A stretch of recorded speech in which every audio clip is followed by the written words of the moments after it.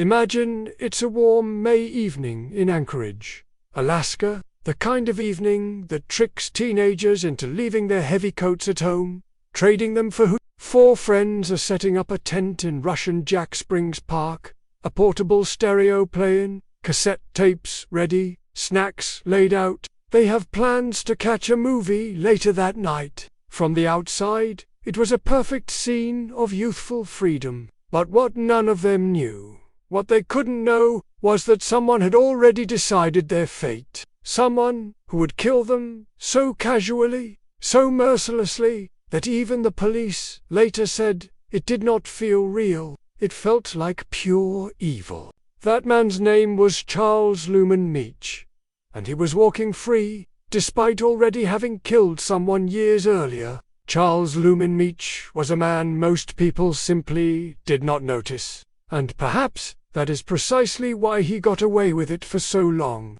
Born in 1947 in Traverse City, Michigan, his family life was shadowed by mental illness.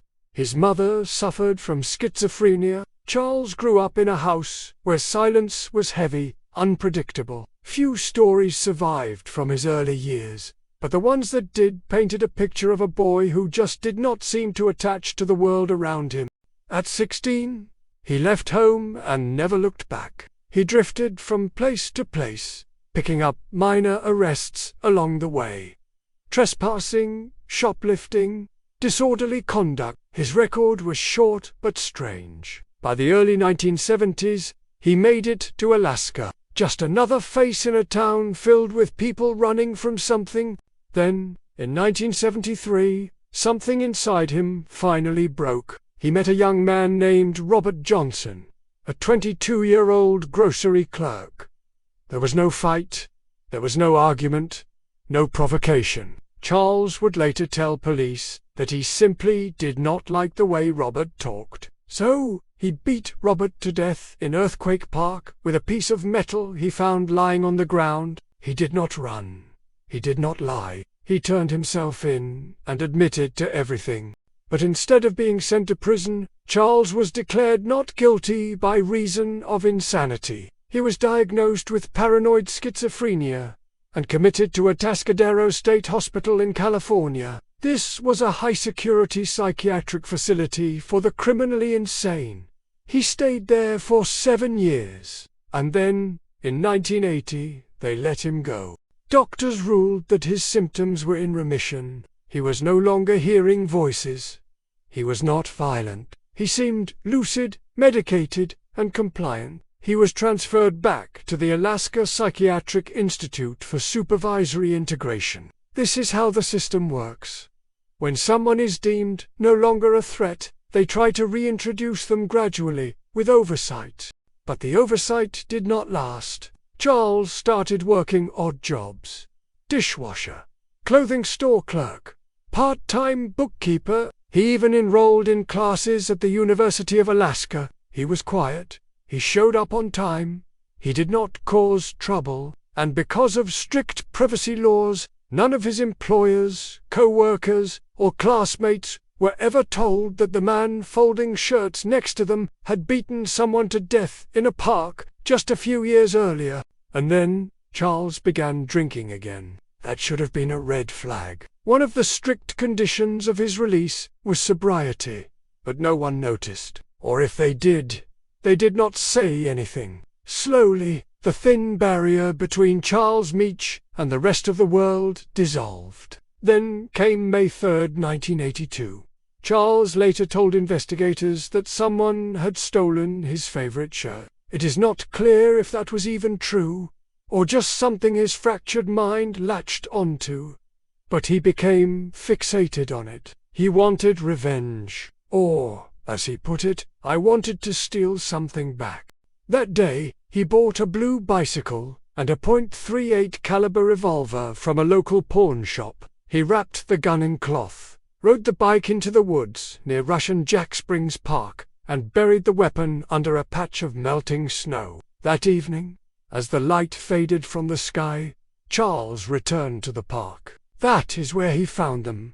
4 teenagers, camping near a trail. Joseph Kimmerer, aged 19, was the one who spotted him first. Charles had crept up near their tent, probably looking for something to take.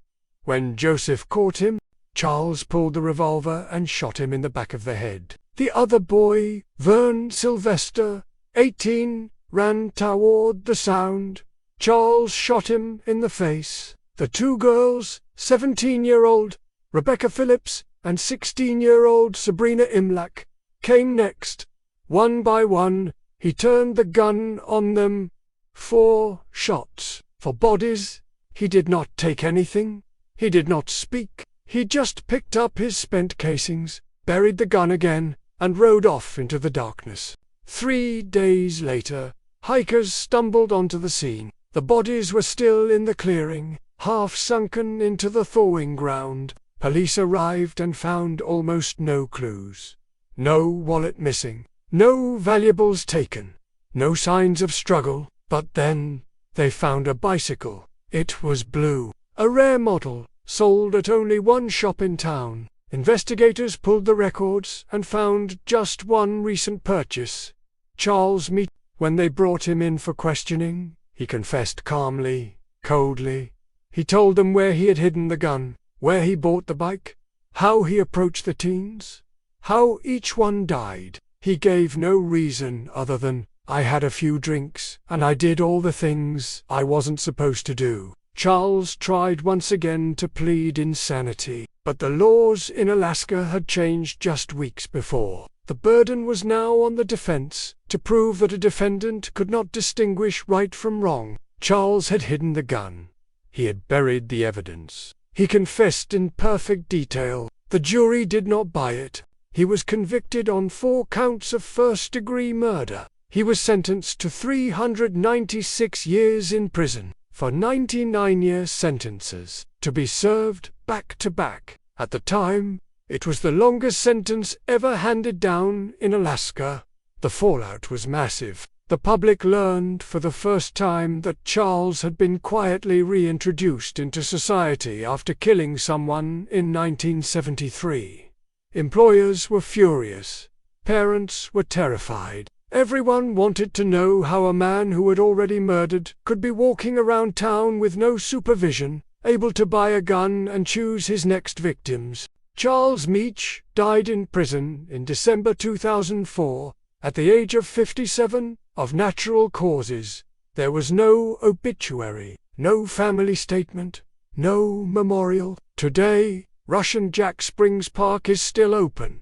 There is no marker where the killings happened. Most people who walk those trails have no idea what took place there, for young people walked into the woods just to camp, just to laugh, just to live. And one man, a man who never should have been free, took all of that away. The story of Charles Meach is a chilling indictment of a system that tried to rehabilitate, but instead unleashed a predator. But what if the system failed again? What if another monster, just as deadly, was released, not once, but multiple times? On May 4, 1986, just a few years after the horror in 3 young people drove out to Lake Hawkins in East Texas. For a quiet afternoon in the sun, they parked near the trees, turned up the radio, and walked toward the water. They were not doing anything dangerous. They were not involved in crime. They were just young and free. By the next morning, one of them would be found sexually assaulted and strangled in the woods.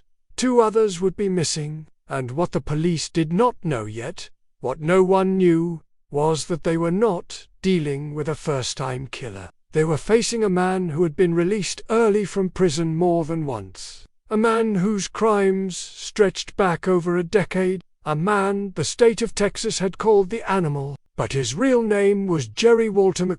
Jerry was born in 1948 in Haskell County, Texas. His early life did not include the stereotypical serial killer backstory. No reported abuse, no severe trauma, but teachers and neighbors remembered him as quiet, tense, and strangely cold. He did not act out in obvious ways. He did not pick fights, but when he looked at you, it felt like he was trying to figure out how much pain you could take. By his late teens, he had dropped out of high school and drifted across Texas, doing manual labor, mechanic jobs, welding, construction, always short-term. People who worked with him would later say the same thing. He gave off a weird energy, not angry, not threatening, just wrong. In 1972, he was convicted of sexual assault, a brutal attack. He served 5 years in prison, and then he was released. A year later, in 1978, he was arrested again for another sexual assault. It happened again, and this time, he was finally handed a longer sentence. But despite the violent pattern and clear risk, the Texas Parole Board released Jerry McFadden in 1985. No ankle monitor, no restrictions, just out. He moved to Hawkins, a small wooded town in East Texas, where no one knew his name. No one knew his record. He worked odd jobs and drove a two-ton blue and white Ford Bronco. On that spring afternoon in 1986, Suzanne Harrison, Gina Turner, and Brian Boone went to Lake Hawkins.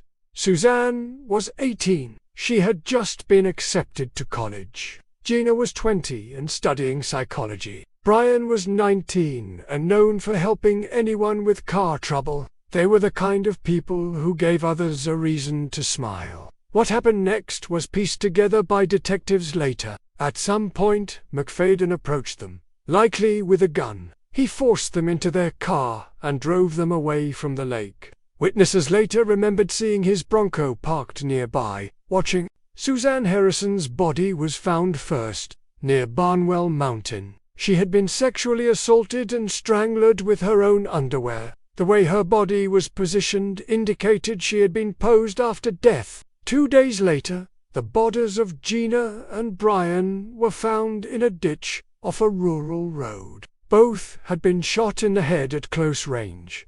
Police quickly connected the dots. Witnesses described a man matching McFadden's appearance. When they brought him in, he had the murder weapon, a .38 caliber revolver. Ballistics matched. Fibers from Suzanne's clothes were found in his vehicle. It was enough to charge him with capital murder. The town thought it was over. They thought they were safe. Sudden, sharp sound effect, like a metallic clang or a short, startling string note. Music cuts for a beat, then resumes with frantic, higher tempo. Then, on July 9, 1986, Jerry McFadden escaped from jail. He managed to overpower a jailer, steal a weapon, and kidnap a 24-year-old female jail employee named Rosalie Williams. He handcuffed her to himself and fled in a stolen car. They disappeared into the woods. Rosalie would later say he acted calm the entire time, smiling, talking like everything was fine. At one point, he told her, "I've already killed 3 people. 1 more won't matter." For 16 terrifying hours, she was his prisoner. She finally escaped when he fell asleep, slipping out of the cuffs. The manhunt was massive. Over 1,000 officers from multiple agencies, helicopters, dogs, roadblocks. Locals were told to lock their doors and stay inside. After 2 harrowing days, McFadden was caught hiding in an abandoned cabin. He surrendered without a fight. In 1987, McFadden went on trial for Suzanne Harrison's murder. The courtroom was packed. Prosecutors introduced evidence from all 3 killings, plus his past sexual assault convictions and his escape. Jurors took less than an hour to sentence him to death. He was sent to Texas's death row at the Polanski unit. For 12 years, he sat in solitary confinement, appealing his sentence. He never gave interviews. He never expressed remorse. He did not deny what he had done. He just did not care. On October 14, 1999, Jerry Walter McFadden was executed by lethal injection. But the story was not over. In 2019, 20 years after McFadden was executed, cold case detectives in Portland, Oregon, reopened a case from 1979. A 20-year-old woman named Anna Marie Halavka had been found sexually assaulted and strangled in her apartment. There were no suspects. The case had gone cold, but DNA from the crime scene had been preserved. Investigators ran it through new forensic genealogy tools, which compare crime scene DNA to public ancestry DNA. The match was clear. Jerry Walter McFadden. He had been there. He had killed before Texas, before the teenagers at Lake Hawkins, before anyone even knew his name. Authorities believe there may be more victims. Women attacked in different states, different years. He moved around constantly in the 70s and 80s. There were gaps in his record, times he disappeared for months. In an age before digital records, McFadden could vanish with a fake name, a stolen license plate, and a quiet road, and he knew how to wait. He knew how to pick the moment when no one was watching, then strike and fade. Even law enforcement has admitted they may never know the full scope of his crimes. After his final arrest, one of the investigators on the case described McFadden in a single word: empty. You look in his eyes, he said, and there's just nothing there. That was Jerry Walter McFadden. He was called the Animal, and when you look at what he did, how he stalked, abducted, violated, murdered, escaped, and seemingly smiled through all of it, it is hard to argue with that name. Both Charles Meach and Jerry McFadden were described in chilling ways, one as pure evil, the other as empty, the animal. These stories force us to confront uncomfortable questions. How do such individuals slip through the cracks of our justice system? Not once, but repeatedly. How many more victims are out there, uncounted, their cases forever cold? What truly makes a person into a monster, and can we ever truly be safe when they walk among us? Let me know your thoughts on these harrowing cases in the comments below. And if these stories gripped you, please consider liking this video and subscribing for more true crime. Until next time, stay safe out there.